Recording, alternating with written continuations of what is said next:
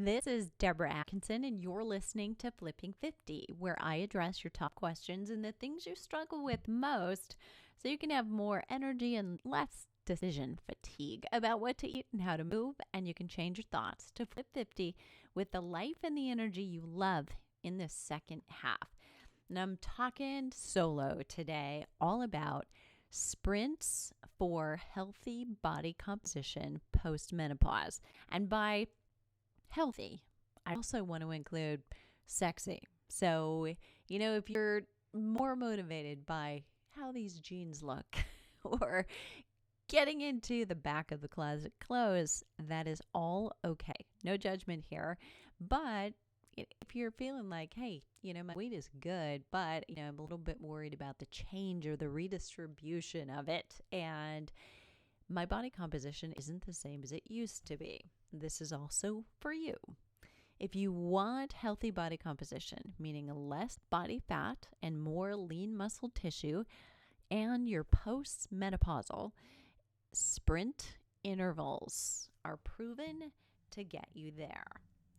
Visceral body fat, especially, is correlated with increased risk of heart disease. That visceral body fat is not just belly fat. So many of us, we've got that. We can pinch an inch. We can actually pinch maybe more than an inch right now. So if you're sitting down and doing this, be fair to yourself. At least stand up, because everybody's got an inch when they sit. But stand up, try to pinch an inch. And that, I want you to know, is not visceral belly fat. That may be a nuisance, frustration, some words that we probably don't want to say out loud. But visceral body fat is the internal body fat, the internal that sits between your organs. If we were going to slice you crosswise across your waist, we're not, by the way, and look at you like a steak, you would be marbled fat. That's the visceral fat that elevates your risk for heart disease. So it is especially correlated with an increased risk of heart disease. And if you want to maintain your health as you age, this lesser prescribed activity may be your ticket. You're going to want to read the show notes, so don't skip over to that. In fact, you may think at first glance, once you listened to the podcast and the research or read the show notes, that sprints are your one-stop shop for fitness in the future. There's proof that short sprints, really short, followed by short recovery, can boost muscle mass, rarely heard of during other cardiovascular exercise that is actually more often associated with muscle losses and preventing loss. So if you're going to go out for that middle run, that not really long and slow, but not an interval, that in-between spot, that is known for swaying and skewing hormones in a negative way. That's what I call the no benefits zone. It's kind of a zone 3 on a 1 through 5 scale. You don't want to be spending time there, and women notoriously spend a lot of time there. You don't want to do that. But even though we've talked about intervals and all of their benefit for such a very long time, they're really not associated with more muscle mass until now. They've been associated with better fat burning and support then with weight loss as well as hormone balancing. But we're talking boost muscle mass, so tune in. The protocol for the study that was published in the Journal of European Applied Physiology in April of 2019 was done on postmenopausal subjects. As you know, at Flipping 50, that's all we're talking about. It was 8-second sprints alternated with 12 seconds of light pedaling done for 20 minutes. That was the protocol for the intervals. There was 8 minutes of light pedaling before as a warm-up and 8 minutes of light pedaling after as the cool down for a total of 36-minute exercise sessions. I'm going to insert a video of me toward the end of this workout. I was actually doing it. I was in about minute 23 potentially. And you'll see what I liken to the ugly cry as AKA the ugly workout in the Arizona heat. I was outside, but on my trainer, because this requires a lot of control. I do it on a trainer as opposed to going for a ride, even on a bike path or a flat. A stationary gym bike does not give you the same amount of control. So if you're using bikes at the gym, try to get into the spinning room or get on a spinning bike if they're sitting on the main floor. That's a way that you can do this without doing it at home. So I'm inserting the video here so you can see just 2 or 3 minutes of me actually talking you through this is how it goes, and you can see how hot I am. So for your information, a trainer to put your bike on at home, you kind of set your back wheel on it. You don't have to take your back wheel off and on. It's around $300. You could spend more, but you don't need to. And you could probably find someone selling theirs on Craigslist for less. Wahoo trainer, WAHOO, for the serious cyclist is about $1,200. And again, it's up to you. You can spend as much or as little as you need to, but it's a great addition to your at-home gym and options if you don't have a way to ride the bike or do something other than walking or running at home. For post-menopause body composition, it's about your intensity, and that is not defined by the tool you use. So paying more doesn't necessarily get you a better result. Subjects did this protocol 3 times a week for 8 weeks. 8 weeks, that's it.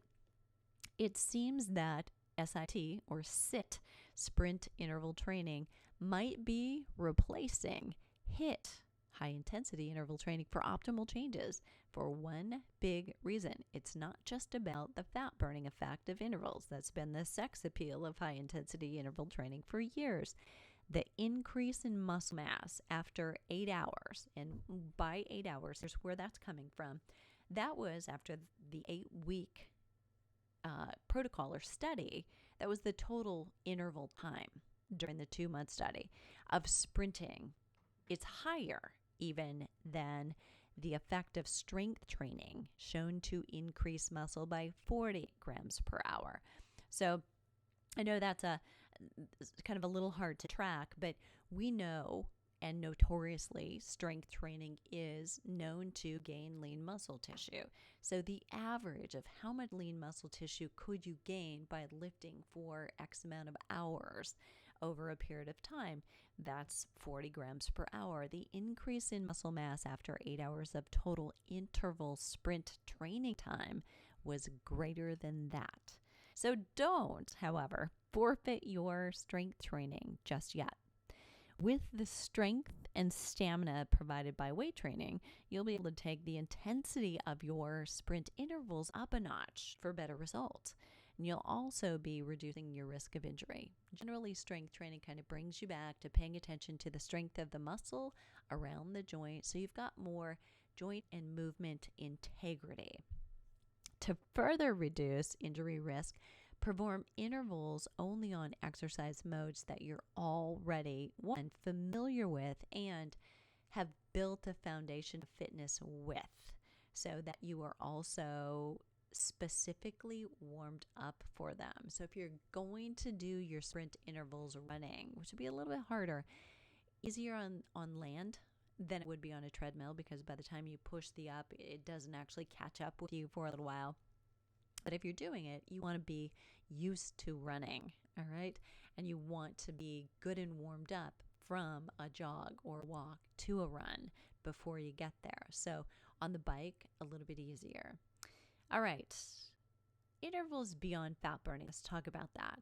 The bottom line on muscle mass is related specifically to a type of muscle that you're going to make gains from, and it's called fast twitch muscle fibers. And I've talked so much about this lately. In the last, I'm going to have to say, 8 to 9 months, I've done several media appearances about this topic. I've included a few videos in the podcast show notes. So you can also, by the way, those come from YouTube. Subscribe to my YouTube channel to see new and newsworthy videos right away. If you want other ways to increase your fast twitch muscle fiber, and here's why you're going to be motivated to do that. Number one, it is responsible for your metabolism. So as we lose muscle tissue, number one, that's bad. But fast twitch muscle fiber, we lose twice as much or twice as fast as we age. As slow twitch muscle fiber, that endurance and stamina that we use all day, every day. But fast twitch fibers, unless we're doing something specific to keep it, we will lose it twice as fast.